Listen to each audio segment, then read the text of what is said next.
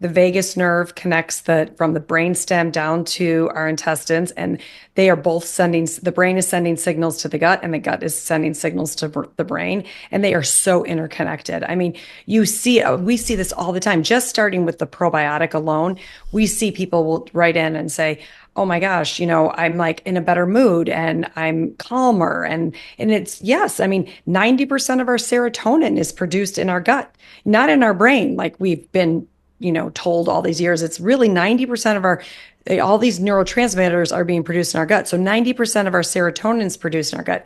GABA is produced in our gut, which is our calming hormone. Dopamine is produced in our gut.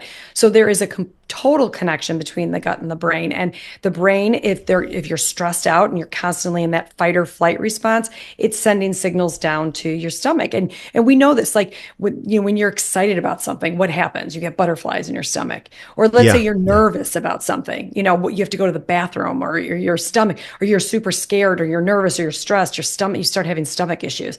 That is because there is this communication constantly going on between your gut and your brain, and your brain and your gut. And we cannot discount that. There's a second piece of this study that I absolutely love. And I'm sure you've heard this before, but just bear with me here. And this is exactly what you talked about with neurotransmitters. So in this research, it said spore-based probiotics have the ability to produce neurotransmitters such as serotonin and dopamine directly in the gut.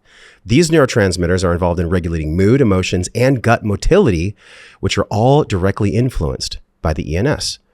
I find it really fascinating that most of the Western mind around illness and disease, especially neurodegeneration, things like Alzheimer's and even bipolar, which my mom has been suffering with for decades. If people take these earlier, it's like that phrase, the best time to plant a tree was yesterday, the second best time is today. Mm-hmm. Y'all need to do this. It's on the screen right now, joshtrent.com/justthrive. Go there right now and look while you're listening or watching this podcast, and look at some of the research on the Just Thrive site as well.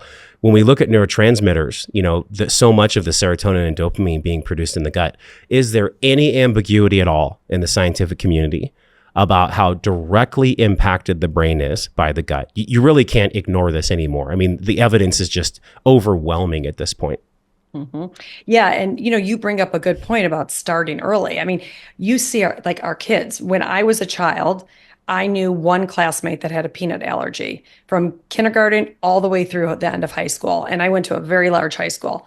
Now, of course, we know that you can't go, there's peanut-free tables at schools. You can't go to a restaurant without asking if there's allergies that we have to deal with. I mean, our kids are literally have been born in this toxic world. I mean, we are more so than ever before with the introduction of pesticides and glyphosate sprayed all over our produce. I mean, this whole thing about being clean and sterile, and kids being born into this sterile environment and getting rid of the bacteria. Bacteria is our friend. We have to remember that bacteria is our friend.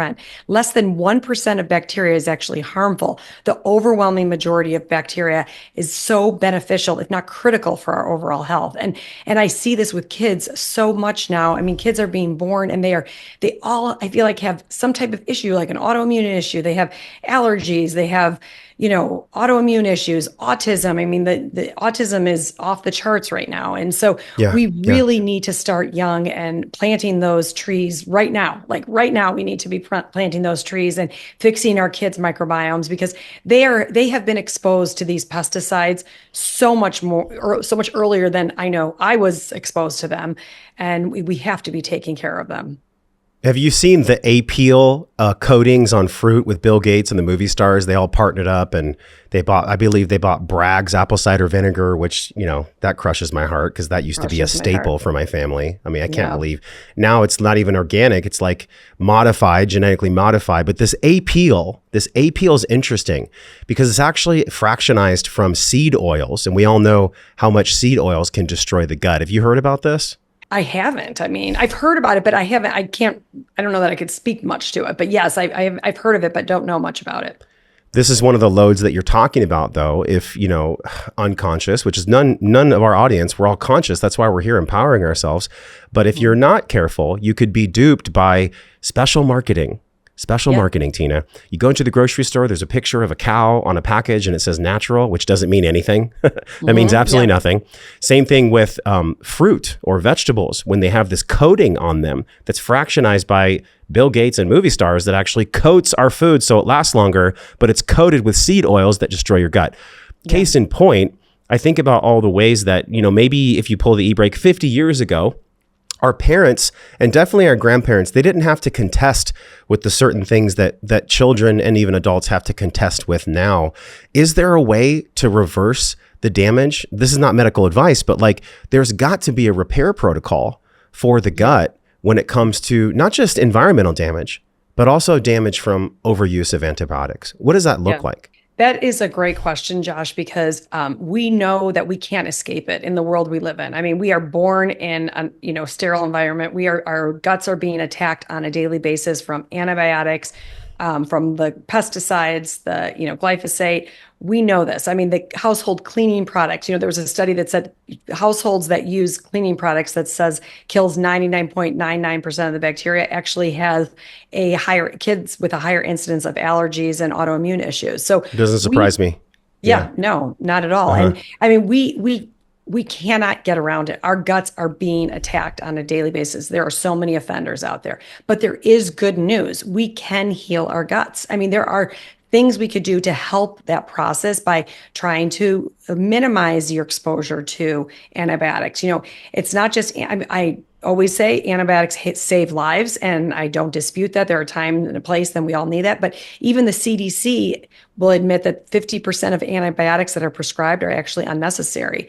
And a lot of that isn't due in large part because physicians are just writing the prescriptions, but a lot of it is also due in large part because people beg for them. I'm going on a trip, I'm going out of the country, I want an antibiotic. I just want to, and really we know that actually can make a problem worse, because if you have a virus and viral infection and you're taking an antibiotic, now you're destroying your gut microbiome, which 80%, if not more, of your immune system is found in your gut lining. So, we want to make sure we're reducing our exposure to antibiotics. Antibiotics are also found in our food supply and our animal products, reducing our exposure to pesticides by trying to eat as clean as possible, as organic as possible. And I know your audience already knows this, but I think it's worth mentioning that these are things, these glyphosates are destroying our gut microbiome. I also think doing things like meditation are very, very important to helping you with your microbiome. And for many years, people thought that was so crazy that I would say that, but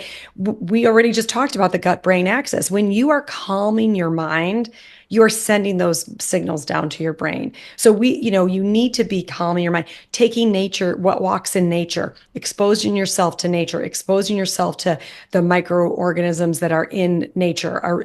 Those types of things are really important.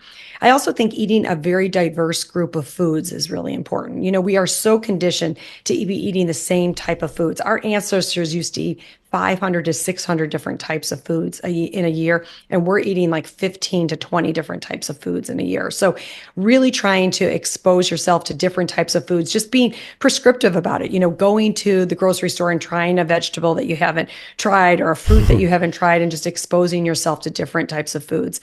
Those are all things that are really important to help that healing process in your gut. And of course, taking a spore-based probiotic is probably one of the biggest needle movers in supporting your gut health. We know that the spores, we have double-blind human clinical trial on leaky gut, that these spores are actually helping sealing up that gut lining and stopping that seepage of toxins from our gut going into our bloodstream. So, I cannot, overstate enough the importance of spores in that journey of supporting your microbiome.